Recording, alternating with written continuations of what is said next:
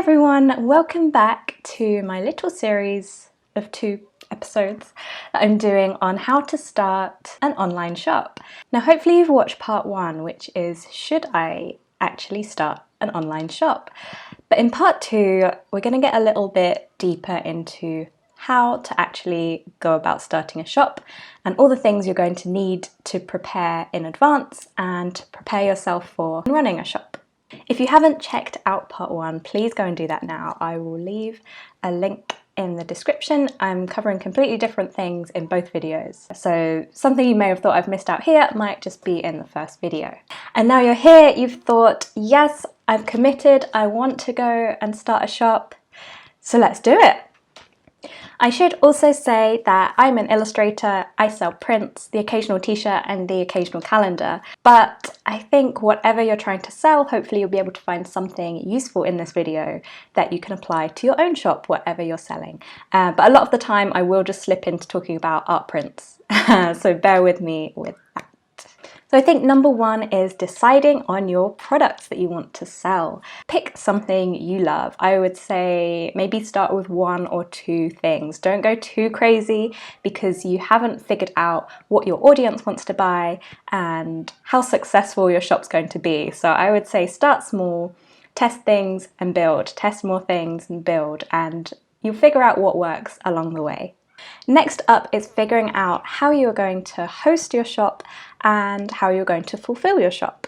Are you going to drop ship and have somewhere else fulfill the packaging and shipping and printing?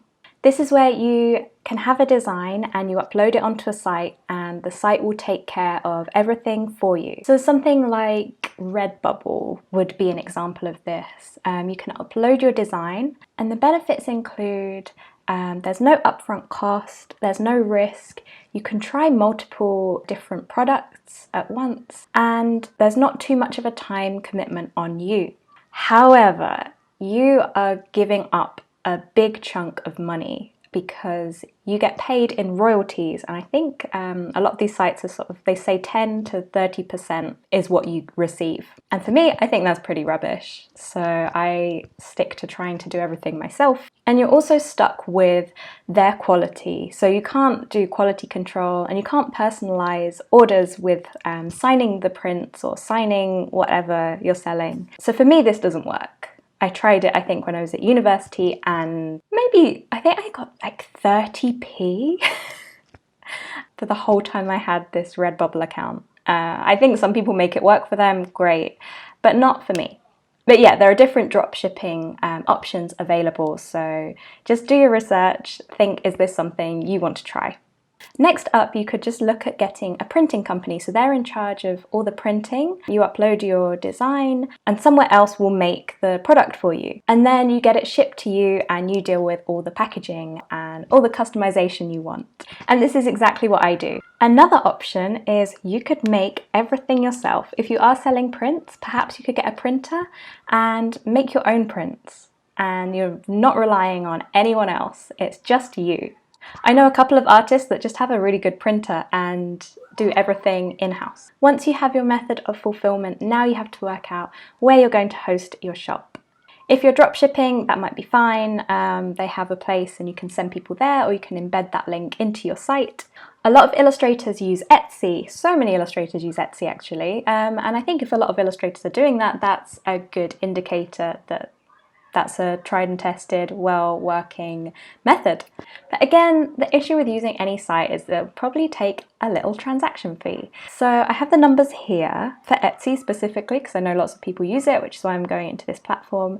Etsy takes a cut of the sale, 14p to list the item, 5% transaction fee, 4% plus 20p processing fee. I think I tried Etsy for about a week and it just didn't work for me. I don't have a really solid reason why. I just personally didn't get any sales from it. I felt like I was paying to keep the Etsy. And so I think I paused my shop for a little bit and then came back later and I just had everything done through Wix stores, which is what I still have today. I have a Wix for my portfolio, for people to contact me, for my blog and the shop. and I pay £230 a year for the business premium unlimited. I think this is the first year I've paid that. I think other years I've had like massive discounts and then this just rolled over. And always be on the lookout for these like huge 50% discount offers because Wix are always doing them. I'm not sponsored by Wix, I just use it and I enjoy it. People often say to me, why don't you just get your own website built? But I think that's a lot of faff and maintenance, and I'm happy with the Wix. So listen to other people's points of view, but at the end of the day, do what's right for you, not what other people think you should be doing. Which I think is going to be the theme of all my videos. Just do what's right for you. So the next thing to think about is what payment options will be available. Is there a payment method already set up in the platform you're hosting, or will you need to set up a PayPal account or a different payment account for people to be able to make the transactions? Next, how to approach numbers of product. There are a few different ways that I've tried. I really like to buy a lot of stock up front and either have it sell out straight away, or it will just kind of whittle away through the year, which I don't mind. It will come in drips and drabs. But if you don't want to be left with loads and loads of stock, you can also set up a pre-order so you know exactly how many to get printed. I've also done this and this has been successful, so I'll order the amount that has been pre-ordered and then I will round up a little bit and get a few more. And this really helps having a bit of an emptier flat and not having loads of stock left around. Next up, how to price your work.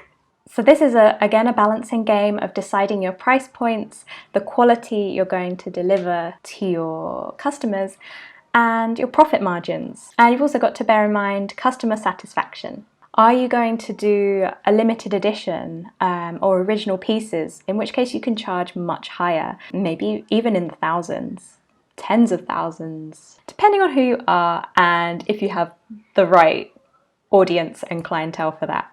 And that's not me yet. Are you going to be more around the £100 mark? But bear in mind, the higher the price, the higher the quality the customer expects. But also the higher the price, the less you need to sell to make the same profit. And you just need that one person to buy that really expensive thing, and then you're good for a month. I mark my prints between £18 and £35, which I think is really reasonable. It's quite an accessible price, I've found. And when shipping is added onto that, like, people will pay £50 for the whole package. And I found people are quite willing to pay that. I think artists are really bad at valuing themselves and their work. Look around to see what other people in your field are charging as well. If you're really not sure how to price yourself, if you're undervaluing yourself, just see what other people are doing. I think mine are a bit pricier than other peers of sort of similar subject matter and similar status, but also I know my prints are much cheaper than other people's prints, so it's really up to you what value you're going to put onto your own work. Okay, so onto shipping costs.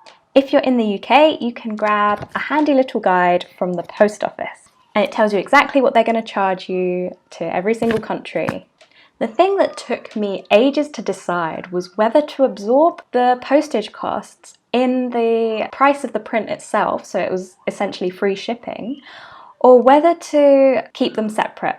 It took me so long to decide, but in the end I chose for now to keep them separate because a lot of my prints I do charity donations as well, and it's a little bit easier to keep track of how much I should be giving to charity from the profit. The only thing it meant was a little bit more setup in the website itself, so I had to add every single country to the different price points and the different postage zones. But that extra bit of setup early on meant it's a lot easier for me to track everything now.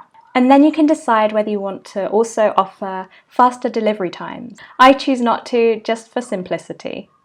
With an online shop, something to be really wary about is Christmas. I know it's like the hottest day in the year in London so far, but yes, we're talking about Christmas right now. And you should start planning your Christmas stock now. I'm so bad. Every single year, I always think, I'm going to make Christmas cards, and I leave it too late because you need to make the designs, you need to get it produced, and you need people ordering way in advance of Christmas because Christmas deliveries are all over the place. And it's just because everyone is going crazy at Christmas and sending so many things and leaving it to the last minute. So make early, advertise early, try and get people to buy early, and hopefully get good customer satisfaction at Christmas time.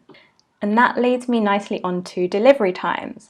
So on my website, I like to give a very loose delivery time to allow for the post to be slow and to help people understand that we're small shops, small businesses. We're really grateful for people supporting us, but we're not Amazon. We don't have a whole crew that are completely dedicated to delivering the next day. And I think we live in a culture now where everyone expects everything straight away, which is so toxic for us as people. We just expect everything like that. And my shop, I say it's probably going to be about 6 weeks before you get the print. That is also to cover myself in case the post is slow, in case I can't actually post that week because I'm busy with all my other bits of the job that I do. And because I've been upfront and really clear about that, I think I have more understanding customers. I've never really had any issues with customers having to wait for the print. Next, the messaging and marketing of your products. Think about the text that is going to accompany your product.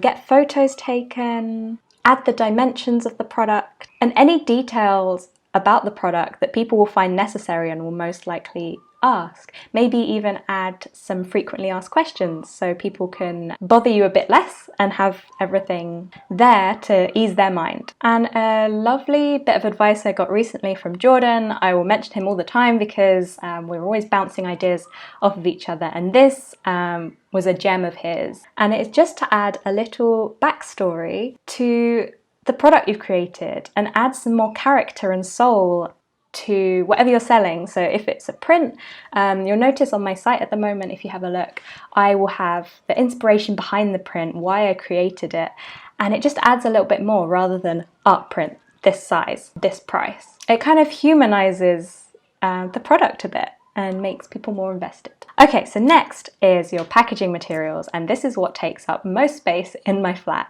Think about how you want your products delivered in the best way. Would it be best to have them flat or rolled in a tube? Maybe even boxed if you're going super luxe. Are you going to sign anything? Are you going to edition it? Are you going to add stickers? Are you going to wrap it in tissue paper? Are you going to dip it in chocolate? Will you add a little thank you letter? Will there be anything handwritten and personalised? And how will you write the addresses? Are you going to handwrite everything, or are you going to print off the sticker labels? There is actually so much to consider with just packaging the materials, and you need to organise this alongside purchasing all your products. And next, onto customer service. It's so important to just be as nice as possible, even if a customer's getting pretty difficult. If you come back with kindness and apologies if it's your fault, a lot of the time people will respect that and people will match your energy. And I really do try and make sure everything's fair. Like, I completely messed up this order. It should have been a £70 order. She ordered 2 prints. I can't remember what happened, but there was a mix-up. And I think there were 2 or 3 mix-ups, and I just felt so bad. And instead of still trying to keep the money and have bad customer satisfaction, what I did is I said, look, I'm really sorry for everything that's gone on. You've waited all this time. I sent you the wrong thing. So let me refund you. I think in the end I refunded about £50. So this thing that should have got me £70, I actually took a little bit of a loss and charged her £20. And she was like, no, let me at least pay for the postage. And I said, no, I've messed up here. Let me do this for you. And she was so grateful, so lovely, and hopefully will be a repeat customer. We'll see. But customer satisfaction for me is just so important. And I really try and foster that, and I hope everyone's happy with the product, how it's been packaged, and myself as a seller. And then one final little tiny thing that I've added to my shop recently is a tip pot. And I feel like it's just a really nice idea just to have it somewhere lurking on the page. And if there has been a really happy customer, they can just add a tip as well. And that's something that's been really lovely to receive. I just received one actually. I haven't marketed it anywhere. But I went out of my way to put up a print for someone, and they were so grateful, and they tipped me £3, and it just made my day. I hope there's been something here that's been helpful that perhaps you haven't thought about before, and I hope you have the confidence to open your shop and start it and just get cracking. There's going to be a lot of research still to do, especially when it comes to platforms. There's a lot of research that has to go into that. But running a shop, it started off hard for me and I didn't make too much money, and now I really enjoy it and it's not too taxing on my time. And like I said in my last video, it's made up a quarter of my income, so I know I need to put more energy into marketing my products. And I really hope you can have a successful shop as well. If you've got a shop already or you're starting a shop, let me know in the comments. And feel free to market yourself, like use this video to plug, to sell your stuff. I'm happy for it. I'll start. I'm hazelmead, I'm an illustrator, and I have some prints. I'll leave a link to my shop so you can either buy some of my things or just see what I'm doing. So good luck, and I will see you in the next video.